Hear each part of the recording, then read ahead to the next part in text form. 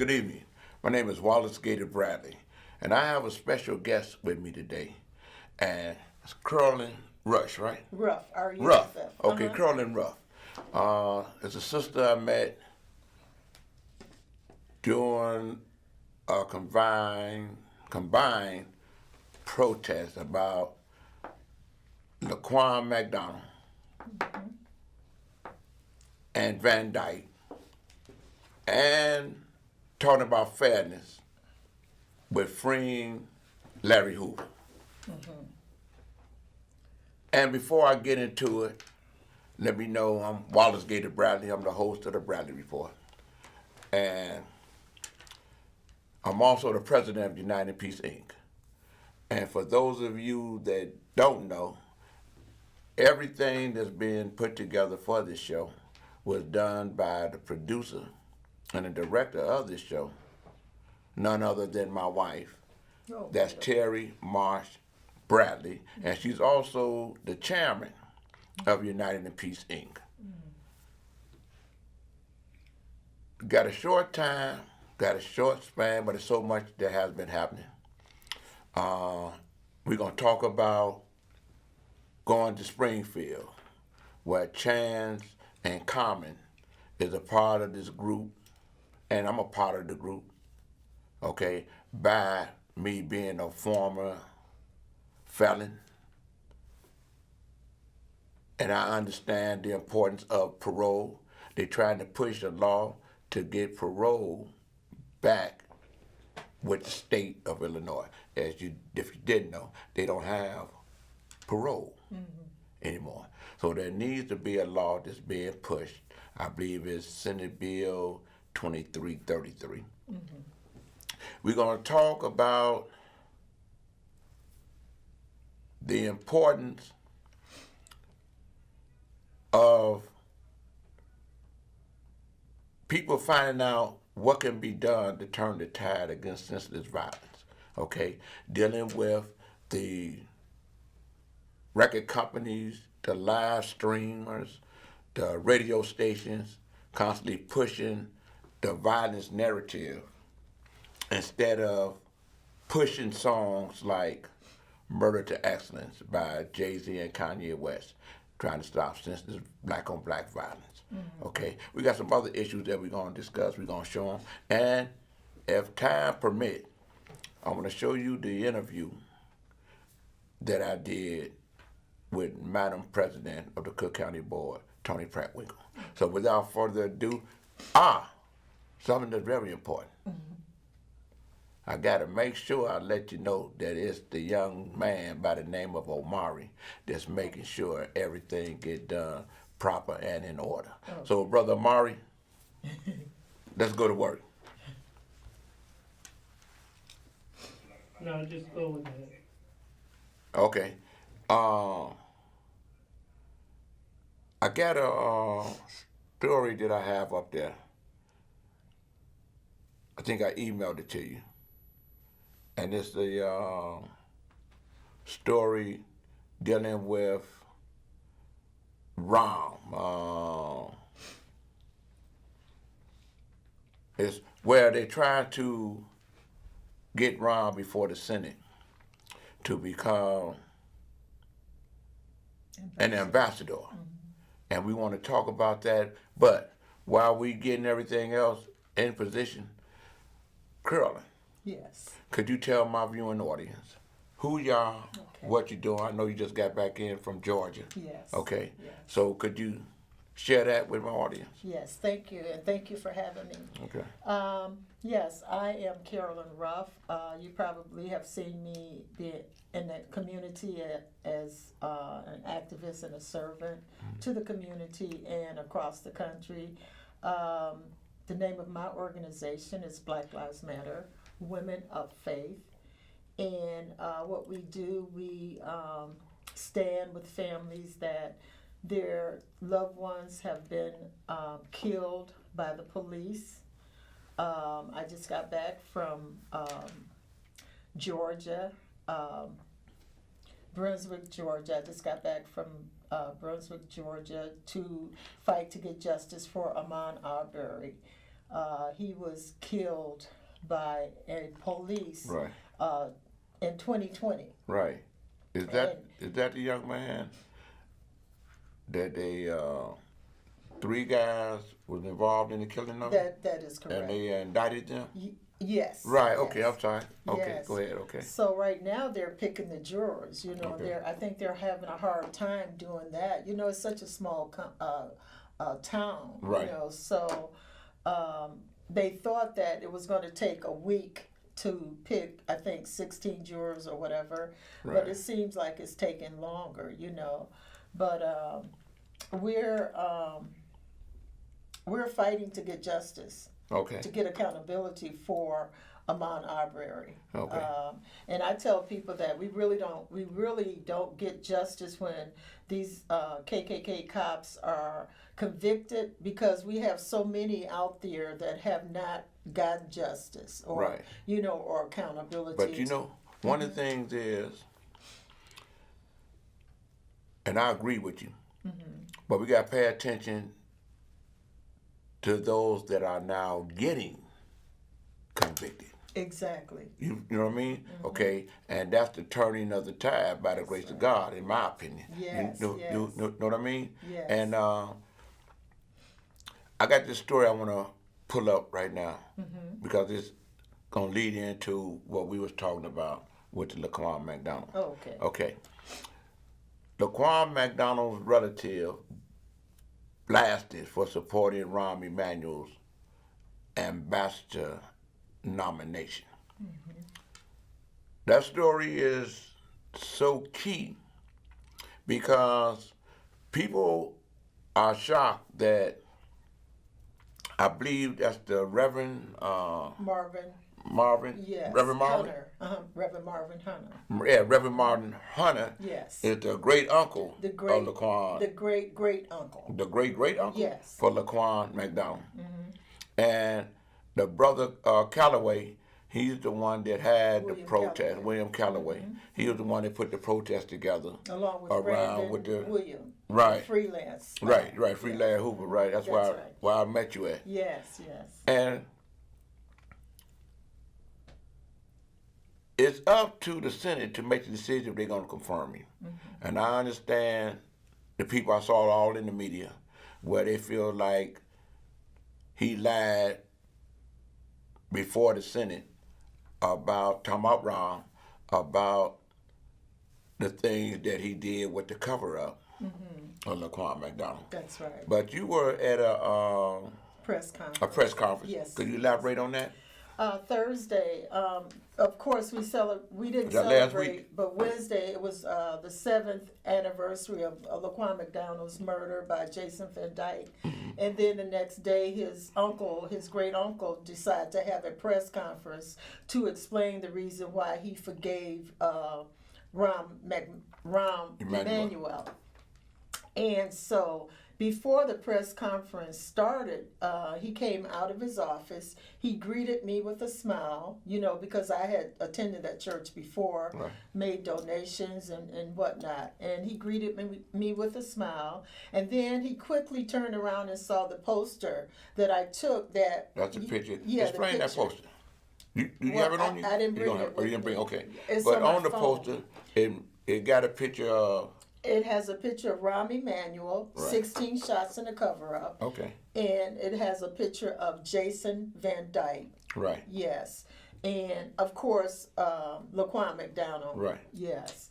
So when he turned around and saw the poster, he quickly grabbed it off the chair because it was just, you know, sitting on the chair. He grabbed it off the chair.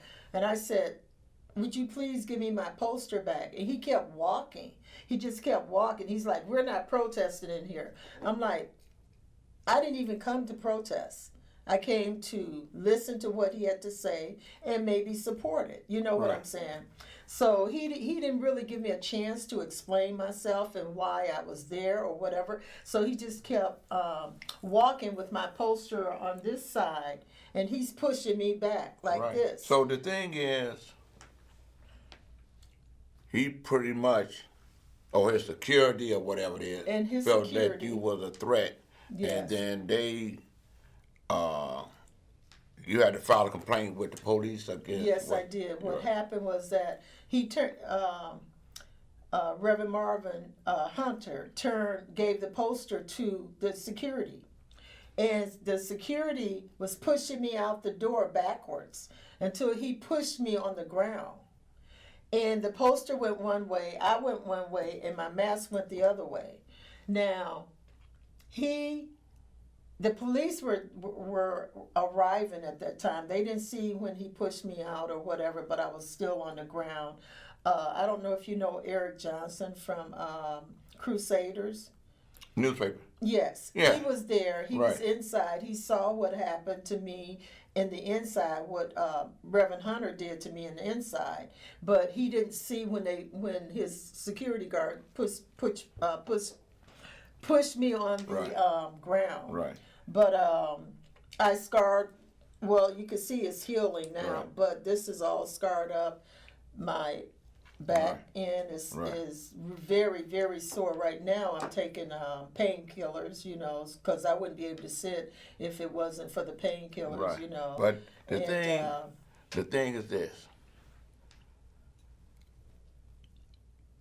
I personally don't feel that any man, be it security or whatever, should put their hands on any woman when the woman is not a threat to who they trying to secure. Yes. I say that because we know that even Martin Luther King and Al Sharpton, or was it Al Sharpton that got stabbed by a woman was coming at him. So you ain't had no knife, you ain't had none of that. You know what I mean? None of that. So the thing being this. And can I remind the audience that I'm a senior, I'm 74. Right. So I was not right. a threat. Yeah, it wasn't no threat. I was out there with you when you protest. Yes. But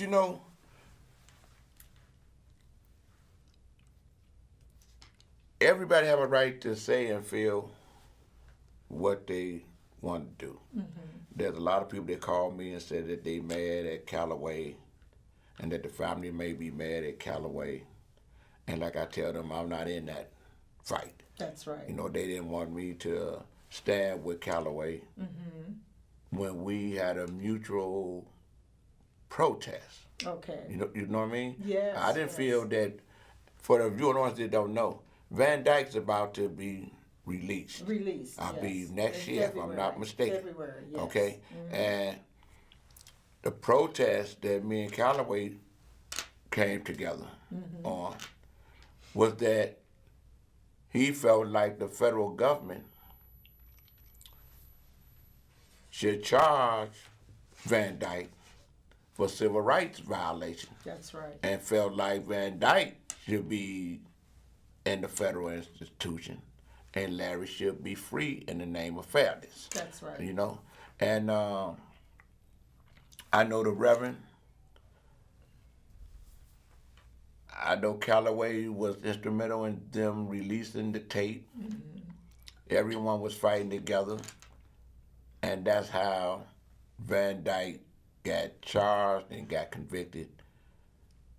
Because regardless of all our various different struggles, we all came together. We okay? Sure did. And that's what made Van Dyke, in my opinion, get found guilty. And can I share this with the audience? During the preliminary trial, Mr. Hunter and his family were not there. I was there every day that they had the preliminary trial. Then, of course, Will came as well. And, they held me in contempt 3 times. Right. Yeah, Jason Van Dyke's lawyers tried to get me held in contempt, but it didn't work because the judge was on my side, and he didn't see anything wrong that I've done or committed or whatever, you know. But they still tried to hold me in contempt simply because they know that I'm an activist. And they were trying to pin other things on me, which was a lie. And then the first time they held me in contempt, I had a little index card that says 16 shots and a cover-up.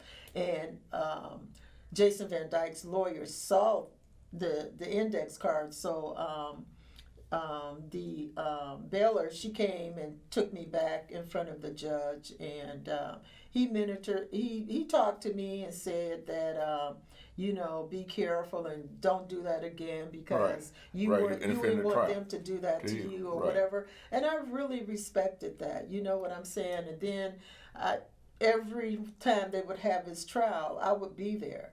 Sometimes I would be the only one there. I remember Laquan McDonald's attorney asked me if I could babysit just so his mom, Tina, could come, because she had a subpoena to appear in court, and she kept saying that she didn't have a babysitter. So, they asked me if I would babysit, and I said, of course, I would be more than happy to babysit. So the day that she did appear in court, apparently she found a babysitter, but that was like a closed-in court. So, yeah. Well, all I can say, I hope everything get right. Hopefully, Reverend Hunter will reach out to you to apologize to you, because I know he didn't order his security to harass you like he did, to the point that you fell on the ground. And besides, you are a woman, an African American woman, and you're a senior citizen. We're going to get on to this next story. I'd like for you to remain here. Okay. Brother Amari, could you get up to the next story?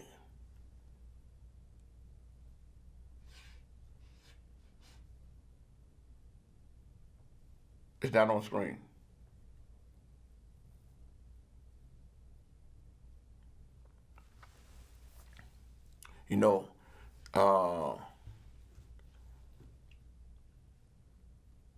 Fighting for them brothers that's behind the wall. I was at court today, where it was 5 guys that got tortured by John Burris now. About 2 murders that they didn't commit, and they knew that they didn't commit. Yes, this is what we're talking about right here. Okay. Chance, the rapper, and Common Okay. push for parole in Illinois. It will begin to correct the harms of long-term incarceration. Could you bring it up a little bit, Amari? Okay. Come up some more. Take it up some more. I want the viewing audience to see the pictures of the people that were standing out there. Okay. Okay. You take it up some more. That's Brother Chance. Okay. And who is the lady standing in the back? The lady standing in the back, she's running for sheriff, Miss Ruffin. Okay. Yes. And you see Brother Common, Brother Tyrone Muhammad. Okay. Oh, wow. Wonderful. Then you go up some more. We did that in front of 26th in California. Yes. Okay. That's Common with one of the shirts on. Yes. And then take it up some more, Amari, please. Okay. That's Common and one of the young ladies who's fighting for her husband. Cassandra. See me right. See me right there in support of them standing behind Common there. Right. And what I like about Common, hold it right there, Omari. He did a song called On the Corner in the 90s. And it was about stopping the violence, because violence was just as wild then as it is now. That's why you hear people saying that they want to, the numbers are coming back up like it was in the 90s. Yes. So Carmen, I did a song about On the Corner, okay? And he had a lot of us OGs in it, from Blackstone Rangers, from Mickey Cobras, from Vice Lords, the BDs, to GDs, and we all was together, and he even had the Last Poets in it to give young adults the understanding that we have to come together. That's right. To help stop senseless violence, especially when it's being committed by other African Americans. That's right. Okay? That's why it's another story you're going to bring up, but that's why here recently, after Kanye West had a listening party at Soldiers Field around his new album that he was dropping called Donna. Okay. Donda. By his Mother, named after his mother. And one of the songs in there was called Jesus Lord. Okay. Okay? And in the song, which is so profound because he made mention of the spiritual proponent that needs to be addressed and praised, because that's going to help turn the tide, in my opinion. Okay. You know? Yeah. All right? And in that song, Larry Hoover Jr. was allowed to send a message through the song. Oh, wow. Letting everybody know that his father no longer the leader of the gangster disciples, and I'm paraphrasing the song, and he letting everybody know that for 25 years, if he thought his father was giving people orders to shoot up the community and shoot seniors and shoot children, he said he would have disowned him. Okay. Okay? Yeah. His father and his wife, Wendy Jenkins Hoover, they helped raise Larry from behind the walls, where his son didn't come out and try to be a super gangster or none of that. That's right. He became a father, doing construction, mentoring others, and raising his family. You know, and that's why I make mention about the significance of the music, because people gravitate to the beat. We see in the drill music that's got them going. Omari, could you bring up the next story? I believe it's stopping the violence with the hip hop community or something like that.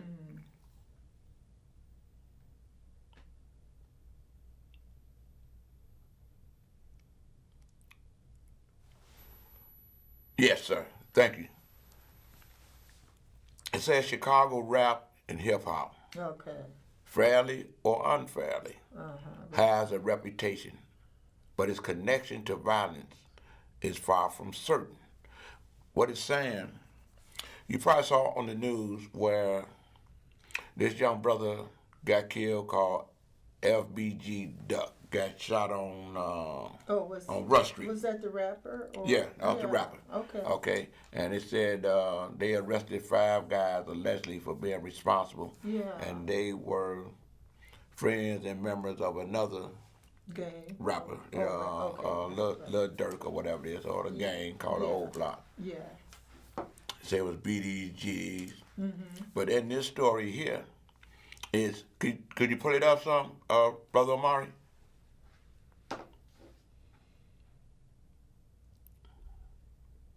Okay, it's coming down. It's got me in there where I'm quoted. That's me. Is that you right there? Yeah, that's me. Okay, I thought that's so. my young that's son. When you were younger, right? Yeah, that's in the 90s. And then that's 20-some your years. son that you're holding? Yes. Oh, wow. And that's Larry Hoover. Oh, not Okay. Junior, but No, that's the father. That's the father. Okay. Okay. Uh-huh. But in the story that this young man wrote, his name is Even Moore. Okay. And it was during the time when Kanye was doing the listening. Okay. Okay. So he interviewed myself. He interviewed Mays. He interviewed the young brother Ruger. You know what I mean? And everyone was talking about